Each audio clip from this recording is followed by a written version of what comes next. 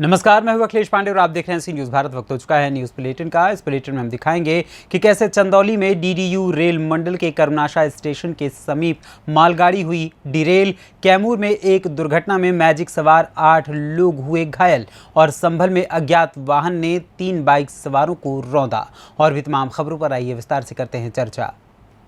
खबर चंदौली से, जहां डीडीयू रेल मंडल के कर्मनाशा स्टेशन के समीप एक मालगाड़ी डिरेल हो गए। बता दें कि कंटेनर मालगाड़ी के 2 डिब्बे बेपटरी हो गए।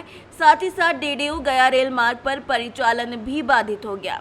एआरटी कर्मी और रेल अधिकारी फिलहाल मौके पर पहुंच गए हैं। राहत बचाव कार्य जारी है। रेलवे का दावा है कि जल्द ही लाइन क्लियर हो जाएगी। चंदौली से सीनियर संवाददाता सुमित की रिपोर्ट।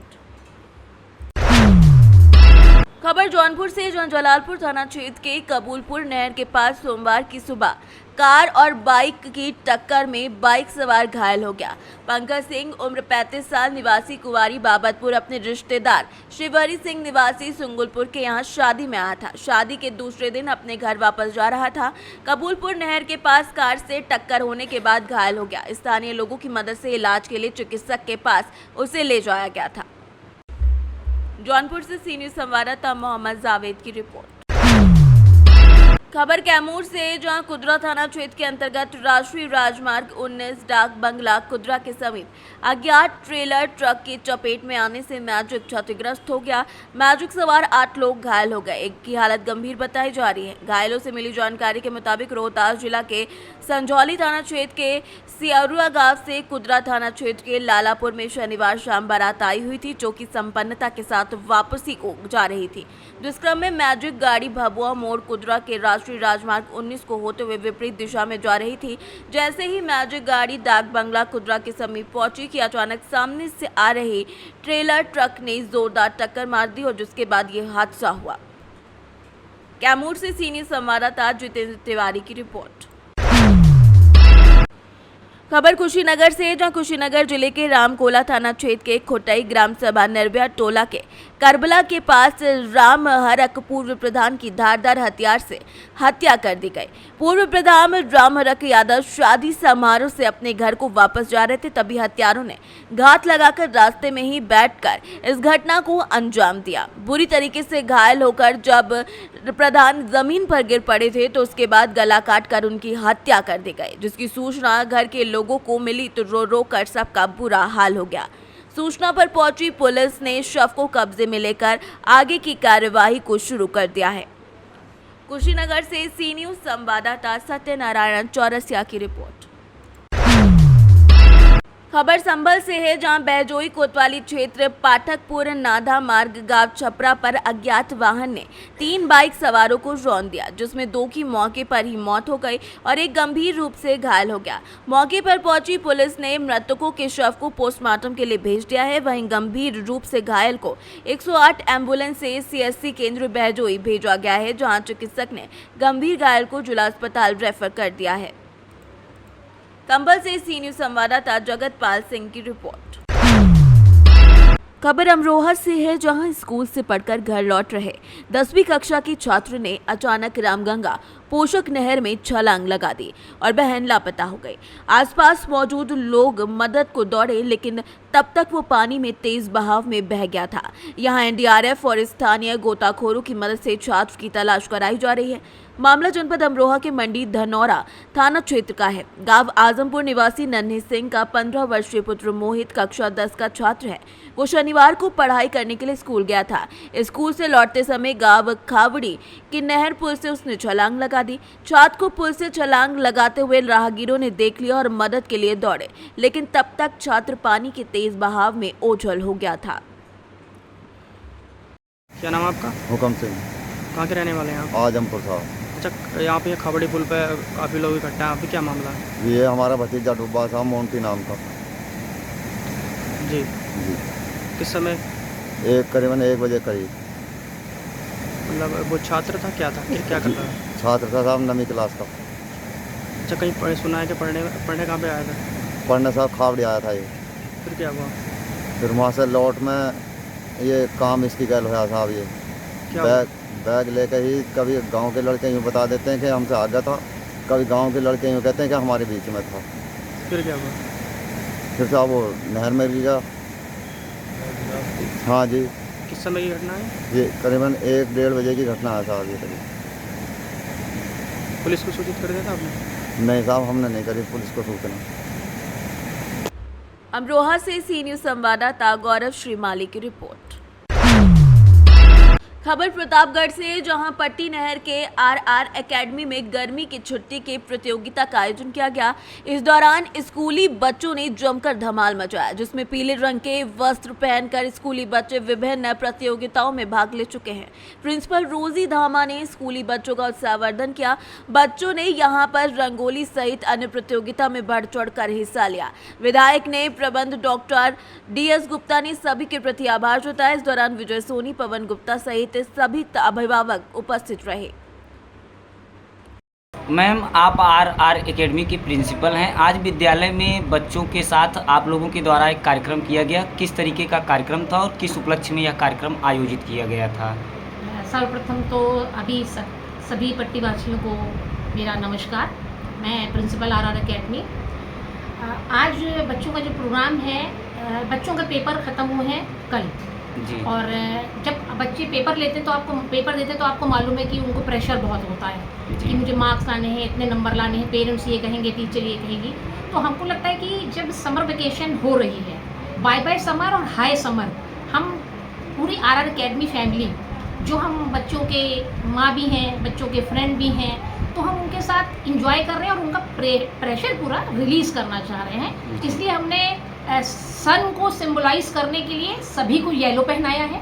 और समर बहुत जो है गर्मी वाला होता है, आप बिना गॉगल के बाहर नहीं आ सकते, तो हमने उसको सिंबलाइज करने के लिए। जानते हैं समर में बच्चों को क्या पसंद है? नानी के घर जाकर बच्चे क्या करते हैं? आइसक्रीम, कोल्ड ड्रिंक तो हम नहीं दे रहे हैं, हम बच्चों को आइसक्रीम स्कूल की तरफ से, कुल्फ़ी, फुल्की, चाट, पूरा रिफ्रेशमेंट कि बच्चे इंजॉय करें कि हाँ आर एकेडमी आज बिल्कुल हमारे लिए पिकनिक स्पॉट है, और जब वो आए तो रिचार्ज होकर वापस आए। जी मैम, बहुत बहुत धन्यवाद। हिंदू। पति का नाम? अशोक कुमार। गांव सभा? चांदपुर चौरी। आपके चांदपुर चौमरी में लगभग 2-2.5 साल से कोटा निरस्त चल रहा था। जी हाँ। और आज नियुक्ति की गई। प्रधान प्रतिनिधि और संबंधित अधिकारी भी मौजूद थे। जी हाँ। क्या कुछ हुआ? आप यहाँ पर मौजूद थी? जी नहीं, तब तक मौजूद नहीं थी। हमारे आने के पहले वहाँ लिखा पढ़ी हो चुकी थी। आपके ना मौजूदगी में हाँ। यहाँ पर नियुक्ति हो चुकी थी? नियुक्ति नहीं सर, लिखा पढ़ी हो चुकी। मेरी सिग्नेचर मांग रहे थे, हम लोग बिना समझे सिग्नेचर कैसे कर दें? जी। हमने पूछा क्या हुआ, कहा कि कुछ नहीं, सिग्नेचर होगा, पढ़ लीजिए बस। आप किसी पद पर हैं महिला सखी समूह के? जी हाँ, अध्यक्ष हैं। अध्यक्ष हैं उसकी? जी हाँ। तो जो आज कोटा का चयन हो गया है चंद्रकला का, जी हाँ। उनके विरोध में है कि उनका नियुक्ति सही हुआ है? नहीं, विरोध में है, वो समूह से नहीं है। वो समूह से नहीं है? जी नहीं। प्रधान ने बताया है कि समूह सखी के जो लोग थे निष्क्रिय हैं, इसलिए एकल व्यवस्था की वजह से जी उनको नहीं, कर दिया। कैसे नहीं किया? मुझे लिखित दे दीजिए, जी, हम लिखित चाहते हैं। तो यहाँ पर जो अधिकारी मौजूद थे, चौमरी के प्रधान प्रतिनिधि हैं, और कोटा चयन को लेकर यहाँ अधिकारी भी मौजूद थे, प्रधान भी मौजूद थे, आप भी मौजूद थे। किस विशेष पर यहाँ नियुक्ति की गई और क्या हुआ पूरा मामला? पहले मैं आपके चैनल को माध्यम से सबको नमस्कार जी, प्रणाम करना चाहता हूँ। उसके बाद मैं ये बताना चाहता हूँ कि विगत हमारे यहाँ 2-2.5 साल से कोटे को लेकर के बहुत बड़ी समस्या थी, बहुत जटिल समस्या थी। उस समस्या के समाधान के लिए हम लोग का हमेशा से प्रयासरत रहे, परंतु दुर्भाग्य रहा कि जब भी कोटे का चुनाव हुआ 1-2 बार, तो उसमें जो है स्थिति परिस्थिति बन नहीं सकी, उसमें आपत्तियाँ लगी, जिसके निस्तारण से आला अधिकारियों के निस्तारण से ये अब की बार जो है एक 10 तारीख को, एक 8 तारीख को मुनादी कराई गई। और मुनादी के उपरांत जो है आज 20 तारीख को ग्राम पंचायत चौमरी के पंचायत भवन के सामने जो है बैठक कराई गई पीछे। तो उसमें जो है समूह को निष्क्रिय होने के नाते उनको अलग कर दिया गया, बाकी जो एकल प्रक्रिया थी उसको अपनाया गया। तो सब उसमें जो है सिर्फ एक ही आवेदन हुआ चंद्रकला का, जिसमें जो है सभी की सहमति से चंद्रकला को ही कोटेदार नियुक्त कर दिए गए। ठीक। प्रतापगढ़ से सी न्यूज संवाददाता रोहित जायसवाल की रिपोर्ट। खबर प्रतापगढ़ से, जहां 2-2.5 साल से निरस्त चल रहा कोटा प्रधान प्रतिनिधि और संबंधित अधिकारियों की मौजूदगी में मनमानी ढंग से कोटा का चयन हुआ। महिला सखी समूह की अध्यक्ष इंदु का बड़ा आरोप है कि मामला पट्टी तहसील के अंतर्गत ग्राम पंचायत चांदपुर चौमौरी का है, जहां पर 3 साल से लगभग कोटा निरस्त चल रहा था और कई बार प्रयास भी किया गया कोटा चयन को लेकर, लेकिन शनिवार दोपहर ADO panchayat, ADO, ST secretary, NRFM समेत कई लोगों की नियुक्ति कर दी गई, जिससे महिला सखी समूह की कार्यकर्ताओं में भारी आक्रोश है। चौमरी के प्रधान प्रतिनिधि हैं और कोटा चयन को लेकर यहाँ अधिकारी भी मौजूद थे, प्रधान भी मौजूद थे, आप भी मौजूद थे। किस विशेष पर यहाँ नियुक्ति की गई और क्या हुआ पूरा मामला? पहले मैं आपके चैनल को माध्यम से सबको नमस्कार जी प्रणाम करना चाहता हूँ। उसके बाद मैं ये बताना चाहता हूँ कि विगत हमारे यहाँ 2-2.5 साल से कोटे को लेकर के बहुत बड़ी समस्या थी, बहुत जटिल समस्या थी। उस समस्या के समाधान के लिए हम लोग का हमेशा से प्रयासरत रहे, परंतु दुर्भाग्य रहा कि जब भी कोटे का चुनाव हुआ 1-2 बार, तो उसमें जो है स्थिति परिस्थिति बन नहीं सकी, उसमें आपत्तियाँ लगी, जिसके निस्तारण से आला अधिकारियों के निस्तारण से ये अब की बार जो है एक 10 तारीख को, एक 8 तारीख को मुनादी कराई गई और मुनादी के उपरांत जो है आज 20 तारीख को ग्राम पंचायत चौमरी के पंचायत भवन के सामने जो है बैठक कराई गई पीछे। तो उसमें जो है समूह को निष्क्रिय होने के नाते उनको अलग कर दिया गया, बाकी जो एकल प्रक्रिया थी उसको अपनाया गया। तो सब उसमें जो है सिर्फ एक ही आवेदन हुआ चंद्रकला का, जिसमें जो है सभी की सहमति से चंद्रकला को ही कोटेदार नियुक्ति कर दिए गए। ठीक। हिंदू। पति का नाम? अशोक कुमार। गांव सभा? चांदपुर चौमरी। आपके चांदपुर चौमरी में लगभग 2-2.5 साल से कोटा निरस्त चल रहा था। जी हाँ। और आज नियुक्ति की गई, प्रधान प्रतिनिधि और संबंधित अधिकारी भी मौजूद थे। जी हाँ। क्या कुछ हुआ? आप यहाँ पर मौजूद थी? जी नहीं, तब तक मौजूद नहीं थी। हमारे आने के पहले वहाँ लिखा पढ़ी हो चुकी थी।